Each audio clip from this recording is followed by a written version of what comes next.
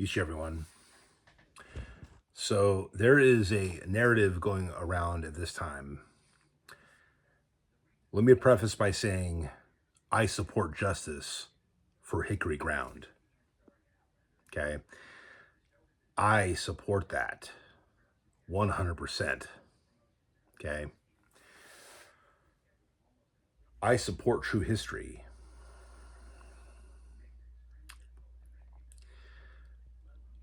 But there's a couple things that the Justice for Hickory Ground movement is leaving out of their own narrative.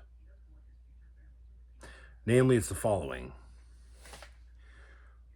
They are correct in stating that the descendants, or I should say, some of the descendants of the traitors that supported Andrew Jackson in the War of 1812, the Creek War, the Battle of Horseshoe Bend, some descendants became the Porch Band. Okay. Other descendants became the Lower Creeks, and also some of the Upper Creeks came with them as well during the 1828 migration, the Macintosh Party. Ironically enough, these descendants would build what would later become the early stages of Creek Nation in what is now Oklahoma. So in the 1837 removal, I believe it's 37, during the actual Trail of Tears, that removal, when they made their way to what is now Oklahoma, there was already a Creek Nation for them to come home to that they then wanted to take over. And of course, those who built it were like, no, you killed our father, William McIntosh. Okay. There was animosity between the two groups that were both equally Creek.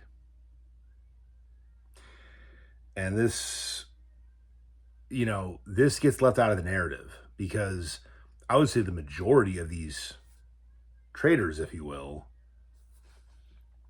and that's kind of debate. What makes them traitors in this case? Okay, if we're talking about the traitors because they fought against the Upper Creeks of Horseshoe Bend, okay, then that means the early stages of Creek Nation in Oklahoma was built by traitors, and that the non-traitors then came in and benefited from to whatever extent.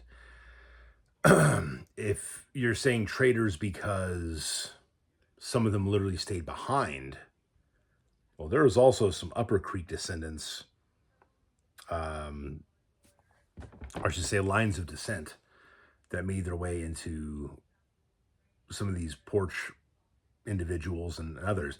There's William Weatherford descendants, as I understand it, that can neither become citizens of Muskogee Nation nor the Porch Band because their immediate ancestors are not on the correct rolls. Okay. So, and he was definitely an Upper Creek Red Stick and a mixed blood, by the way. He was like 1/8 Creek. Okay. He was like probably 7/8 white.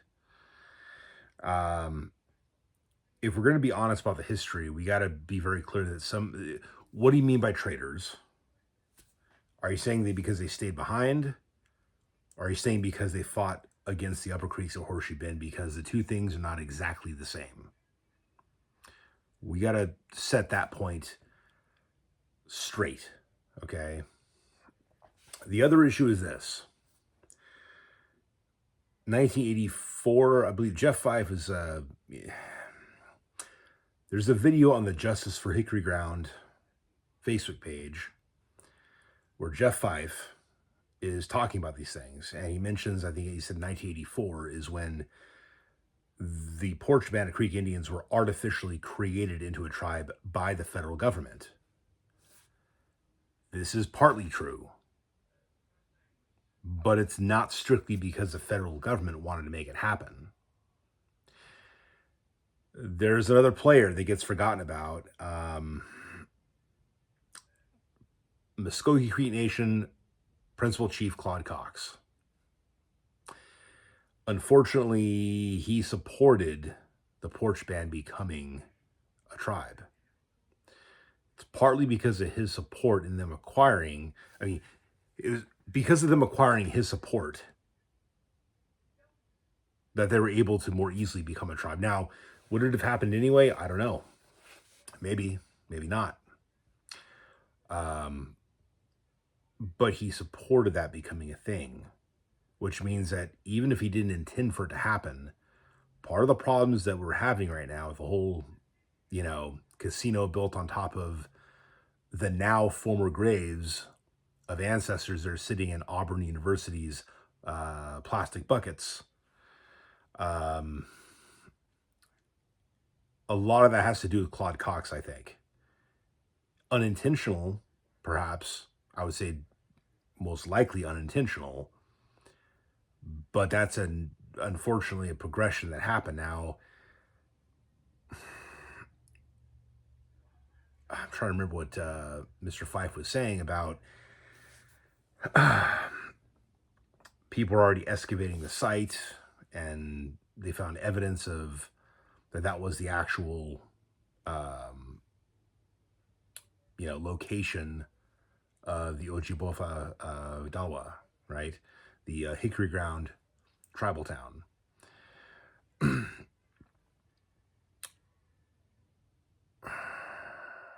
So there was definitely some foreknowledge of what was there. Now, did Chief Claude Cox think that the Porch Band was not going to build a casino there? Do you think that they were actually going to be good custodians of the land?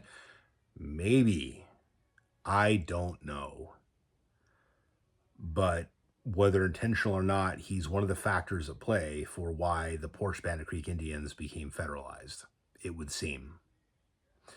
And why they got the rights that they have to that piece of land that Muskogee Nation is now fighting against the Porch Band to try to get back. So it's a sticky situation.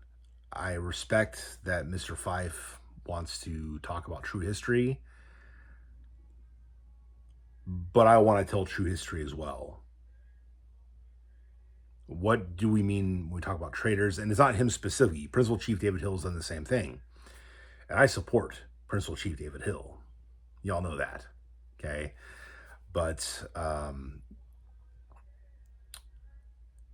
he calls them a quote unquote tribe. Okay. Mr. Fife's saying, I won't even call him a tribe. I don't blame him. But we got to get the narrative straight, because there's plenty of Oklahoma Creeks that have ancestors that were lower creeks that came in the 1828 Old Settlers group, the Macintosh Party. There's the Old Settlers Roll written down years after the fact that documented the families of those old settlers. And I could trace part of my ancestry back to that. I also trace a, chunk of my ancestry back to the people that would have been on the Trail of Tears. Okay, so I'm not just saying would have been. I mean, I know for a fact that some of them were. Okay, so, and I can trace some of my ancestors back to the Parson Abbott Roll. It's hard to trace all the way far back to that. Because once you start dealing with full bloods that don't read and write English and don't follow the same customs, things get muddy between 1832 and let's just say 1882. Like there's a 60-year period where it's like, if you're not dealing with Loyal Creek rolls, if you don't have that, it's hard to trace that far back. Or unless you trace back to famous individuals or well-known families, it's hard to trace that far back. So it's very tricky sometimes. And I can trace before 1882. I definitely can for some of my my lines, but not all of them definitively, unfortunately. So it's And I'm trying to work on that because I think it's a very important part of my family line that I want to definitively trace back if possible.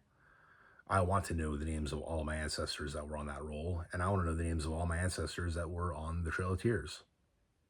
So, and it's important to me.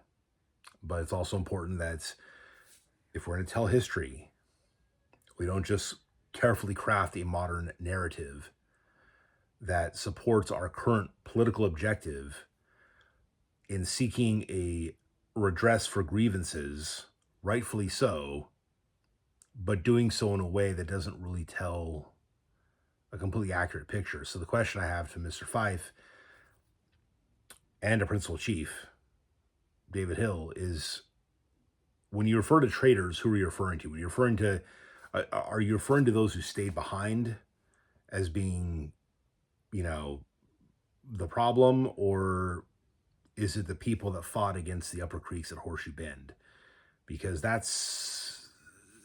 doesn't add up as cleanly as y'all might think. So anyway, that's it for now. Want to make this one kind of short and sweet. And Mado for watching. And Haram Chichatlis.